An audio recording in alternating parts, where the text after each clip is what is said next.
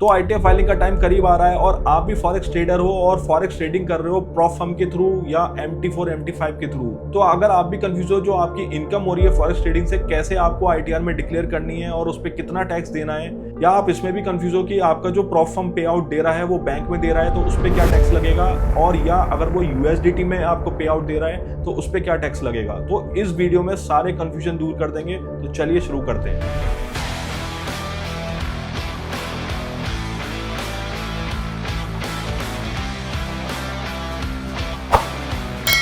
तो इस वीडियो को शुरू करने से पहले मैं आपको ये क्लियर कर दूं, इस वीडियो में हम ये डिस्कस नहीं कर रहे हैं कि प्रॉप फर्म की जो भी इनकम है वो लीगल होती है या इलीगल होती है। जो आप नॉन INR पेयर में आप फॉरेक्स ट्रेडिंग करते हो वो इंडिया में लीगल है या नहीं लीगल है। हम इस वीडियो में बस ये डिस्कस करेंगे कि आपकी जो फॉरेक्स ट्रेडिंग से इनकम हो रही है कैसे आप ITR में डिक्लेयर कर सकते हैं और कैसे फेयरली आप टैक्स पे कर सकते हैं ताकि आपको फ्यूचर में दिक्कत ना हो। तो देखिए ये बात तो क्लियर है कि जो भी आपका इनकम हो रहा है प्रॉप फर्म पे आउट से उस पर आपको टैक्स देना पड़ेगा, बट ये समझना जरूरी है कि कौन सा प्रॉपर हेड है ITR के अंदर जिसमें आपको प्रॉप फर्म इनकम को डिक्लेयर करना चाहिए। तो इसको समझने से पहले हमें यह समझना पड़ेगा कि प्रॉप फर्म काम कैसे करता है, उसका मॉडस ऑपरेंडी होता क्या है। तो अगर आप किसी भी प्रॉप फर्म में साइन अप करते हो, आप उसका अकाउंट परचेज करते हो तो आपको एक फीस पे करनी पड़ती है और उस फी पे करने के बाद आपको एक लेवरेज मिलती है, जैसे कि आपको $10,000 का मिल गया, 20,000 का मिल गया, 25,000 का मिल गया या $1,00,000 तक का भी कुछ प्रॉप फर्म आपको लेवरेज दे देती है फॉरेक्स ट्रेडिंग करने के लिए। और जब आपको प्रॉप फर्म में ऑनबोर्डिंग हो जाती है तो आपको एक चैलेंज मिलता है, उस चैलेंज को मीट करना पड़ता है और उसके बेसिस पे आपको रिवार्ड मिलता है। और एक बार आपने चैलेंज मीट कर लिया तो आपको लाइव ट्रेडिंग की भी अपॉर्चुनिटी मिलती है। अब बात आती है जो आपको रिवार्ड मिला है वो आप कैसे अपने ITR में डिक्लेयर करोगे, कैसे आप उसको डिस्क्लोज करोगे। तो देखिए जो भी आपने प्रॉप फर्म के अंदर फॉरेक्स ट्रेडिंग करी, आपने अपने फंड से नहीं करी, बस आपने अपनी एक फीस पे करी थी ऑनबोर्डिंग के लिए। तो जो भी आप ट्रेडिंग कर रहे हो वो आप प्रॉप फर्म के फंड से कर रहे हो और जो भी इसमें इनकम आपको अर्न हो रही है तो वो आपको कैसे दे रहा है, वो हो सकता है कि आपको सैलरी के फॉर्म में मिल रहा हो या कमीशन के फॉर्म में मिल रहा हो या आपको एज अ प्रॉफिट शेयरिंग मिल रहा हो। ये बात तो क्लियर होगी कि जो भी आपको इनकम मिल रही है प्रॉप फर्म पे आउट से वो आपने अपना पैसा इन्वेस्ट करके नहीं कमाया। तो जो भी आपने प्रॉप फर्म से इनकम अर्न करी है वो आपकी स्किल बेस्ड इनकम है। आपकी स्किल थी, आपने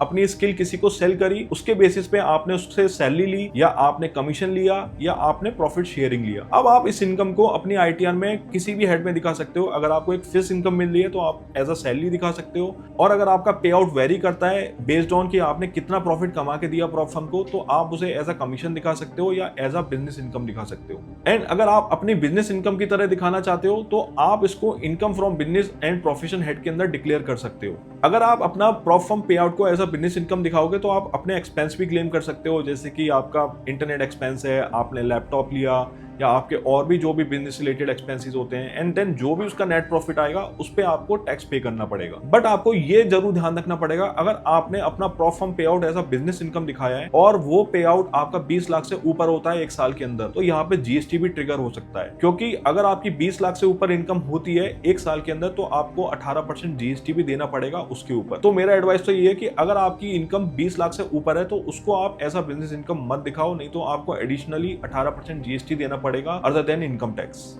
अब आपको ये तो क्लियर होगा कि प्रॉप फर्म का जो भी पे आउट है आप एज अ सैलरी दिखा सकते हो, बिजनेस इनकम दिखा सकते हो या आप इनकम फ्रॉम अदर सोर्स भी दिखा सकते हो। बट अब उस पर टैक्स कितना लगेगा, तो देखिए अगर आपका प्रॉप फर्म पे आउट डायरेक्टली आपके बैंक अकाउंट में ट्रांसफर करता है तो आपका जो भी टैक्स लगेगा वो एज पर स्लैब रेट लगेगा, जो कि स्टार्ट होता है 0% से लेकर 30% तक। आपकी इनकम किस ब्रैकेट में फॉल करती है इस पर डिपेंड करता है आपको टैक्स रेट कितना पे करना है, ये आप स्क्रीन पे देख पा रहे होंगे। तो अब हम एग्जांपल के थ्रू समझते हैं कि आपको कितना टैक्स पे करना पड़ेगा अगर आपका प्रॉप फर्म पे आउट डायरेक्टली आपके बैंक अकाउंट में ट्रांसफर कर रहा है। तो मान के चलते हैं कि आपने 100 रुपीज दिए थे प्रॉप फर्म को, एंड आपने जो प्रॉप फर्म के थ्रू फॉरेक्स ट्रेडिंग करी उससे आपकी जो इनकम हुई वो पूरे साल में हुई करीबन 20 लाख रुपीस की। तो इतना आपका पे आउट आया है बैंक अकाउंट में। अब हो सकता है कि आपने इसमें एक्सपेंसेस करे होंगे, फॉर एग्जांपल आपने एक्सपेंसेस करे होंगे इंटरनेट का, आपने हो सकता है कि अपना लैपटॉप लिया होगा, हो सकता है कि आपने और भी कुछ कोर्सेज लिए होंगे जो आपने फॉरेक्स ट्रेडिंग सीखने के लिए, स्किल अपनी एनहेंस करने के लिए लिए होंगे, तो उसका हम एक्सपेंसेस मान लेते हैं। फॉर एग्जाम्पल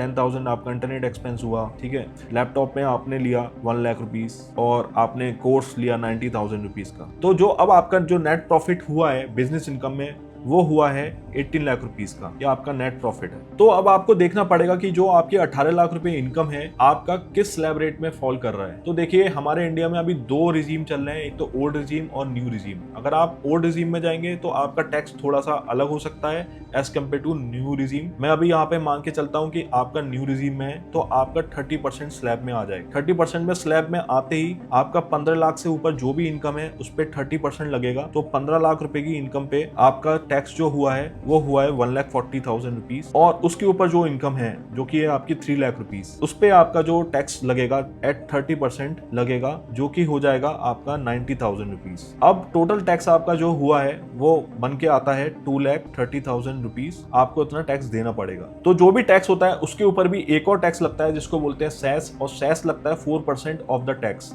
तो हमारे केस में जो टैक्स है 2,30,000, उसके ऊपर 4% बनता है 9,200 रुपए। तो टोटल टैक्स हमारा जो आ गया इधर वो आ गया 2,39,200 रुपीज। तो अगर आपकी 20 लाख का पे आउट है तो अब इसके ऊपर आपको 2,39,200 का टैक्स देना पड़ेगा एज अ बिजनेस इनकम, और आपको डिक्लेयर करना पड़ेगा अपने ITR के अंदर। बट आपको इस चीज का भी ध्यान रखना है, जैसे कि मैंने पहले भी बताया कि अगर 20 लाख से 1 रुपए भी हो गया तो आपको 20 लाख पे 18% भी GST पे करना पड़ सकता है। हो सकता है कि अब आपका ये क्वेश्चन हो कि जो आपका प्रॉप फर्म है वो जो पे आउट देता है वो डायरेक्टली बैंक ट्रांसफर देता ही नहीं है, वो तो आपको USDT में ट्रांसफर करके देता है। तो इस केस में क्या टैक्स लगेगा? तो अगर आपका प्रॉप फर्म पे आउट USDT में देता है तो आपको ये समझना पड़ेगा कि आपका वो USDT एज पर इंडियन इनकम टैक्स लॉ एक क्रिप्टो इनकम बन चुका है, क्योंकि जो भी आप वर्चुअल डिजिटल एसेट को होल्ड करते हो वो डिफाइन करता है अंडर सेक्शन 247A, और वो ये कहता है कि अगर आपने USDT होल्ड किया या और भी कोई क्रिप्टो होल्ड किया वो आपका वर्चुअल डिजिटल एसेट के अंदर आता है। और जैसे ही आपका वर्चुअल डिजिटल एसेट आ गया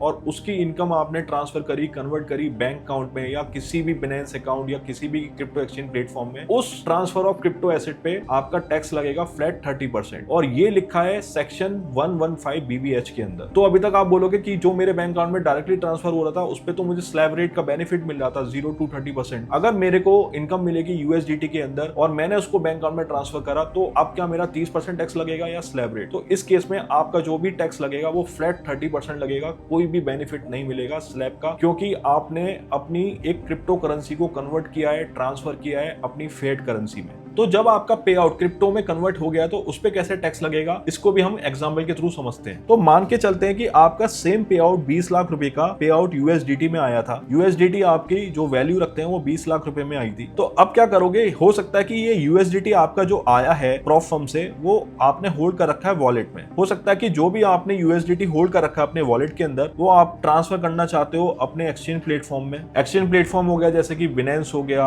या आपका क्रेकेन हो गया, बिटबाइट हो गया, और भी इस तरीके से जो भी प्लेटफॉर्म्स है। या हो सकता है कि आप बोलो कि ये मैं अपने बैंक अकाउंट में ट्रांसफर करूंगा और मैं INR में इसको ले लूंगा। तो दोनों केस में आपने क्या किया है? तो गवर्नमेंट को जो लग रहा है वो ये लग रहा है कि आपने जो भी USDT से जो भी आपका क्रिप्टो था उसने आपने INR में इसको कन्वर्ट किया है, और जैसे ही ये कन्वर्ट होगा तो इसको मान लिया जाता है transfer of virtual digital asset, और ये टैक्सेबल होता है अंडर सेक्शन 115 BBH। अब जो भी आपकी 20 लाख रुपए की इनकम थी उस पे अगेन आपका 30% टैक्स लगेगा, और इस बार फ्लैट 30% लगेगा तो आपका टैक्स हो जाएगा 6 लाख रुपए का। तो आपका जो भी पे आउट था जो USDT में कन्वर्ट हुआ 20 लाख का, उस पे फ्लैट 30% 6 लाख रुपए टैक्स लगा, एंड उसके ऊपर सेस लगा 4% जो कि हो गया 24,000। तो आपको टोटल टैक्स देना पड़ा 6,24,000 का। जहां आप एज अ बिजनेस इनकम दिखा रहे थे और आपका टैक्स लग रहा था 2,39,000 का, उसी सेम इनकम पे अगर आपने USDT में अपना पे आउट लिया है तो आपका टैक्स बन जाता है 6,24,000। तो आपको डिसाइड करना है कि आपको अपना जो पे आउट लेना है वो एज अ USDT लेना है या as a directly bank account में लेना है। अगर आपको क्रिप्टो टैक्स के बारे में और भी जानना है तो आप इस वीडियो को देख सकते हैं।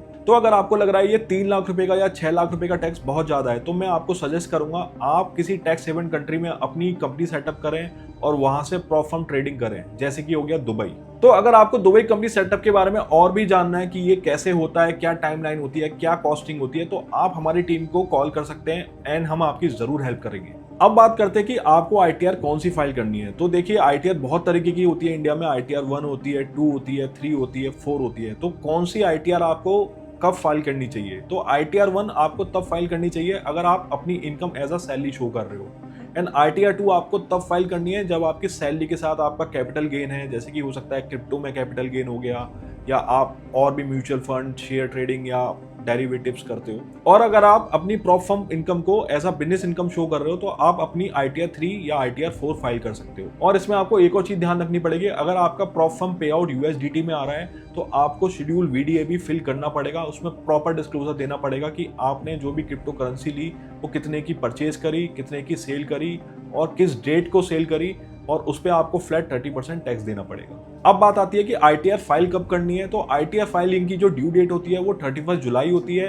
एंड अगर आपका ऑडिट वाला केस है तो आपकी जो ड्यू डेट होगी वो शिफ्ट हो जाएगी 31 अक्टूबर तक। एंड अगर आपको ITR फाइलिंग में कोई भी हेल्प चाहिए या कोई भी डाउट है, आप मुझसे लिंक्डइन में कनेक्ट कर सकते हो, मैं आपका जरूर जवाब दूंगा। तो अगर आपको इस वीडियो से थोड़ी भी हेल्प मिली हो तो इस वीडियो को लाइक करें, शेयर करें और सब्सक्राइब करना ना भूलें।